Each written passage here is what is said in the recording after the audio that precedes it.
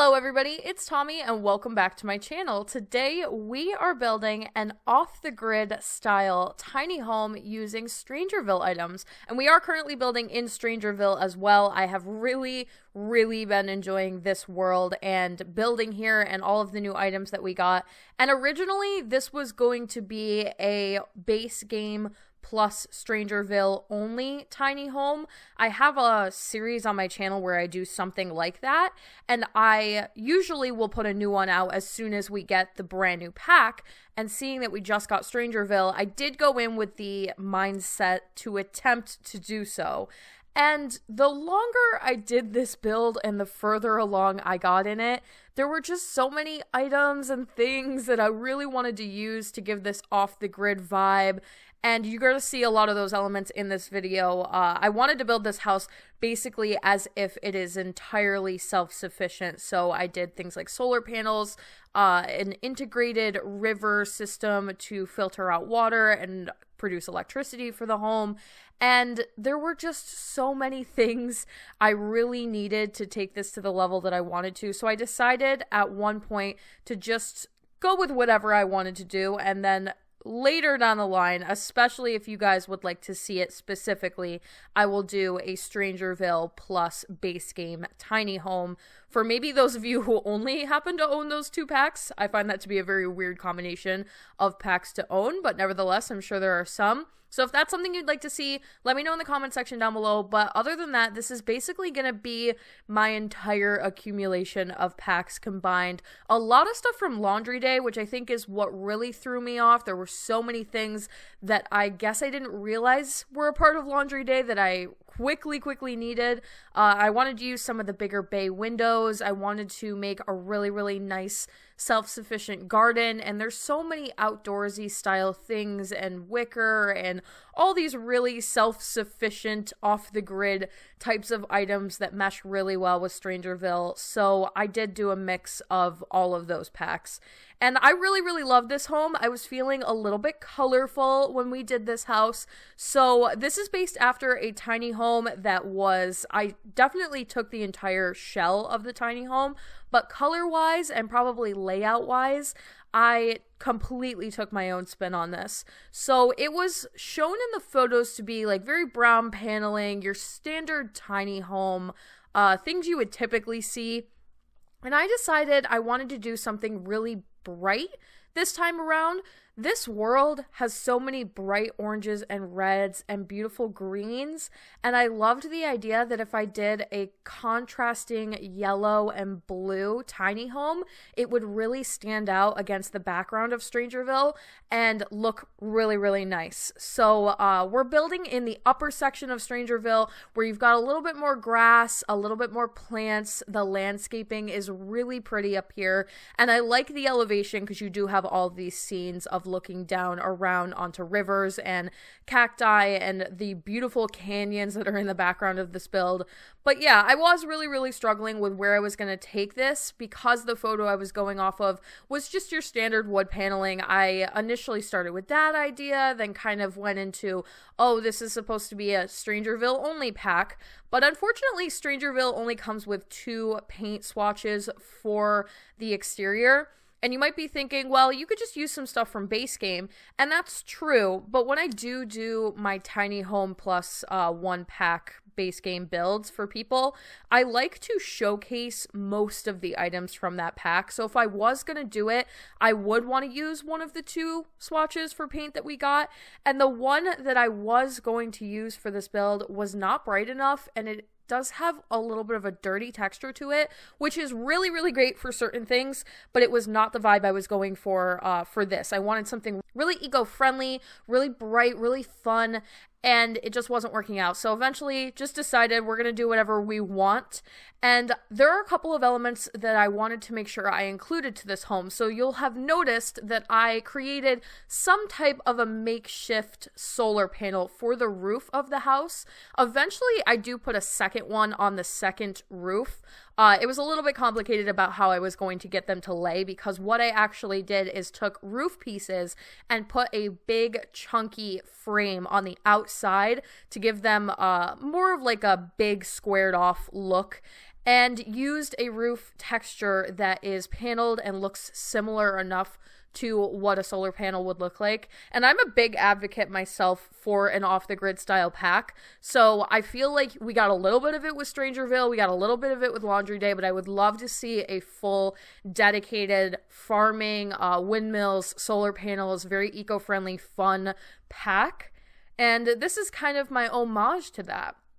I also wanted to have a system of water that the house relies off of, that they don't have to have like public plumbing. So I came up with an idea to have its own water tower off to the side of the house. Now, the longer I was building, the more I started to think, well, how would they even get water into that water tower? You could say that there's probably some water under the ground that's coming up in, that they're filtering in from underground, but I liked the idea that there would be a visible river instead, that they were filtering water out of into the main home. And so I did want to do like a light river running through the property. The problem with doing rivers is always just the entrance and exit point of the river and trying to camouflage it and make it look natural. And I like the idea that wherever those 2 points are, that is maybe a smaller part of the river where it's filtering down to very, very little or almost nothing, and it's just a little bit more organic and there's plants and stuff going on. But that is always a general concern of trying to make a river work and look good on a lot when you're not able to edit anything around the lot. But that can be said for a lot of things, including like terrain manipulation and plants and pathways. So for the most part, I think everybody has pretty much agreed to unanimously ignore the fact that everybody's properties tend to look a little strange due to the fact that we are just sectioned off and unable to edit what is around it to make it look a little bit more natural. So yeah, we have a river. In my previous video that I posted probably a few days ago now, I did a full river in that video as well and kind of explained how I go about the process of making it look a little bit more river-like and less pool-like and a little bit more organic as well. So if you'd like more of an explanation, I recommended that video. That was my Polly Pocket Paris build video. But it's really, really simple, and I think watching somebody do it once, you could pretty much get how to make one if you are curious. So I did leave it in this video as well. Also, just because this is a shorter video, I figured why not do another one. And you might see quite a few elements that are repeating recently. I feel like I'm in a little bit of a trend with certain things. I've been really feeling color, clutter, lots of plants, and I feel like I'm in a mode for it right now. So I've been picking the same colors and same wood tones over and over again, but I do think it has to do with Strangeville, most definitely. Strangerville. I cannot even tell you how many times I'm editing one of my videos and I hear myself say Strangeville and cringe a little bit because I don't like to edit audio and I don't like to fix things, so I apologize for the monstrous amounts of times that I'm accidentally gonna slip and say Strangeville. I apologize. I also wanted to make sure I included some sort of a greenhouse. Obviously, if you are living off the land a little bit more, you would want an area to farm, and you would probably do a lot of growing your own fruits, vegetables, spices, flowers, general greenery. And I wanted to do a big, beautiful, bright, glass-roofed greenhouse off to the side. And that's actually why I decided to turn the lot. So if you go and download this on the gallery, and it is available on the gallery under my origin ID, The Alleged Simmer, all one word, it looks a little bit strange because I have chosen to turn it. And I don't do that very often. Typically, I will face the lot directly in front of the main facing point, the entrance point of the lot, but I liked turning it this way this time around. So I had a little bit more room to get away with doing the river, the water tank, a greenhouse, and maybe a little bit bigger of a porch. This is, I would say, a larger tiny home, but it's not made for more than maybe 2 Sims in mind. I did do a lofted bedroom, and the bed is a double, so you could probably get away with having multiple Sims live here, but I wouldn't try and raise a family in this tiny home, that's for sure. It's definitely not big enough for something like that. And I've been recently really loving the way that plants look if they are all uniform and rounded. So we have all these plants in The Sims 4 that are bush-like, and I've been enjoying that cluttered up look, but also the clean look that it gives if you place tons of those right next to each other. And there was a portion in the front of this lot that I really wasn't sure what to do with, but it felt so wrong to leave it bare. So eventually I decided to just construct a little bit more gardening there. And I do feel like if you were off the grid, you would probably be interested in gardening quite a bit, or at least you would have to a certain extent. It depends on how off the grid you are and how self-sufficient you are. But I feel like this is a little bit more of a secluded lot. It's not the most secluded, but maybe one of the more secluded in Strangerville.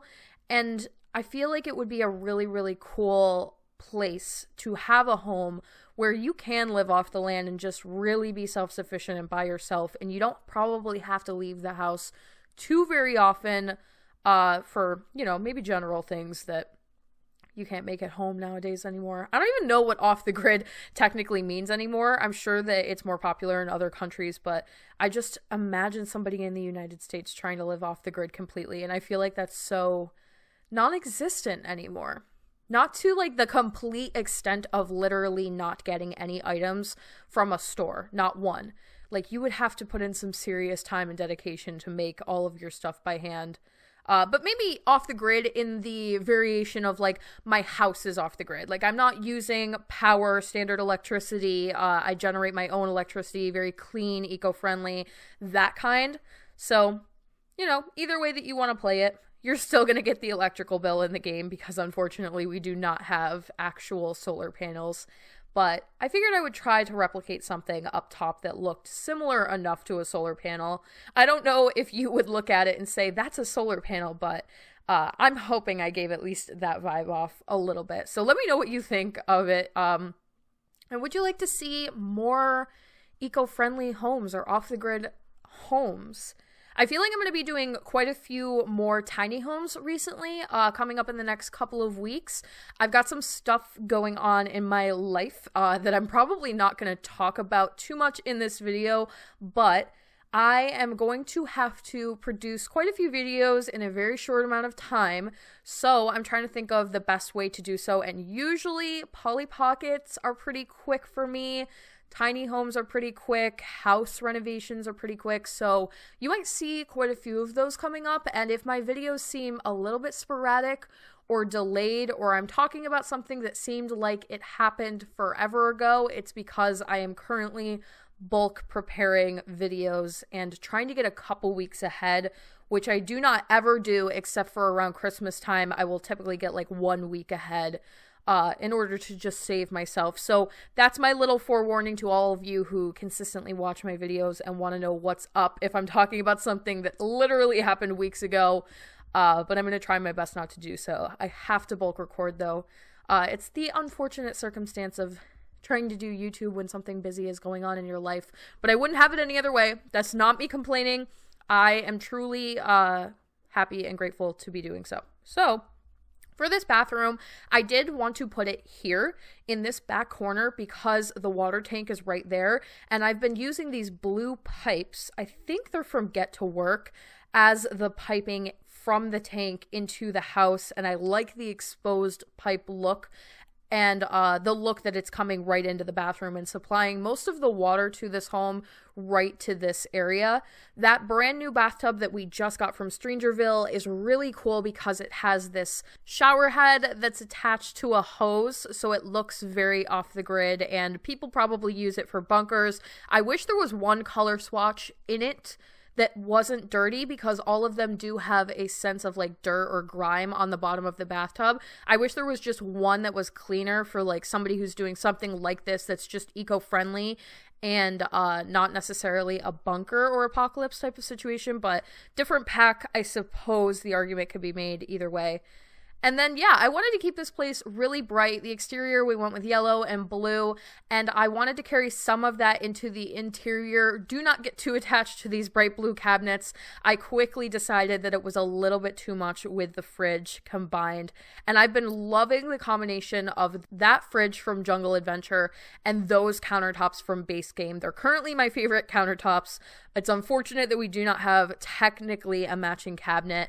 And yeah, it was a little bit too much color in this kitchen. So eventually I think I settle on a white color for the cabinets and maybe some pops of yellow here and there. And I love doing larger kitchens. So if I have a little bit of extra room in a tiny home and I feel like I can get away with it, then a kitchen is where I will use the extra space.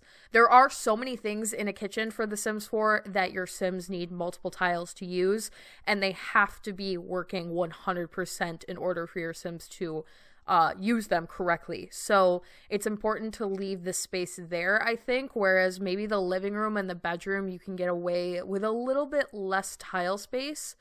That being said, like I said at the beginning of this video, this is a larger tiny home. So we had a lot of room upstairs and almost too much room where I couldn't really figure out what I wanted to do. And probably if I hadn't decided to do a lofted bedroom, could have gotten away with doing multiple bedrooms upstairs. So if you're looking for an off-the-grid tiny home, family home, you could just add the foundation back in upstairs and make a couple more rooms for some more Sims. Yeah, that would be a cool idea. I did bring the blue pipe from the bathroom, again, the exposed blue pipe, into the kitchen area to signify that the water is coming in right there. And the water that comes in is obviously very limited. So it's all on that back right-hand corner of the house. And I love doing the exposed brick. It's a little bit industrial, I feel like, and I like bringing that element as well. I feel like that's really been a vibe with me as well recently. I've been enjoying the more industrial look mixed in with the bright sunshiny colors because it's such a contrasting idea, but I feel like you can get away with doing it really well if you are careful about it. And we have a smaller area for the living room, but I did want to use lots of clutter items in here. In general, in the kitchen, in the living room, in the dining room, I was feeling like this is probably a very packed home because when you always see like pictures of tiny homes, or at least when I like personally look through images of them quite often, I might add, they always seem so refined and cleaned and streamlined, and it's almost like you're wondering, where do people put all of their stuff? Because being in a tiny home doesn't necessarily mean that you do not have a ton of stuff. It just might mean that you have a smaller living situation. So I like the idea that this is a tiny home that is a little more cluttered and doesn't have that streamlined look, and there's just more going on overall in general. They have more things laying about the house. And I really did design this with a single Sim in mind, even though the bed upstairs is a double. I designed it for more of a single older Sim, maybe like 30s, in their 30s, like an adult Sim that likes to be alone and likes to be off the grid and just wanted a place by his or herself to completely like live out their life and be kind of alone, but in a bright, fun, sunshiny way. And whenever I tell the stories of my homes when I'm decorating, I always get comments that are like that they wish the story was different, I guess. And I'm always so like, you can pick whatever story you want. When I upload these to the gallery, I don't even really put stories in, and I know some people will put like really long, expansive stories of how they think the houses are supposed to be played in their description on the gallery, and I really don't do that because I am totally all for people downloading and changing things, decorating things differently, making totally different Sims than what I describe in my videos to live in the house, using it a completely different way, putting them in a different world. I literally don't care, and I think that it's so awesome, and that's like what makes The Sims so great sometimes, is that so many people can do different things with the same exact thing. So whenever I come up with a story for a house, it's just what I was thinking about when I was doing the home. It does not mean that you by any means at all have to live by that story and play with Sims the way that I would, I guess you could even say, because everybody plays a little bit differently. And I don't think that I filled up that back corner too much. I wanted to do an entranceway where I did do like the exposed doors, the big open doors. That's the first time I've done that, by the way, and I really do love the way that it looks. And you can use a frame, like a door frame in between, in order to keep the room itself functioning as an indoor room, because if you were to actually cut out that wall in the middle there, you would cause the inside of this house to be marked as outdoors, and the lighting will change significantly in here to a point of darkness that I find unplayable. So a trick to that is to use an archway in the middle and then do the two doors as glass windows out to the side to give that open door look. We also didn't really have, of course, a sliding glass door or a regular glass door that it was that size for that wall height, but you know, the typical complaints. And I liked the idea that this was more of like a nooked closet. So rather than having a big expansive closet area upstairs, I brought in some of the cabinets even in the dining room portion and in this corner portion right before the bathroom for just general storage and closet items, and whatever they're doing laundry wise is all right there. Most of their clothes are right there.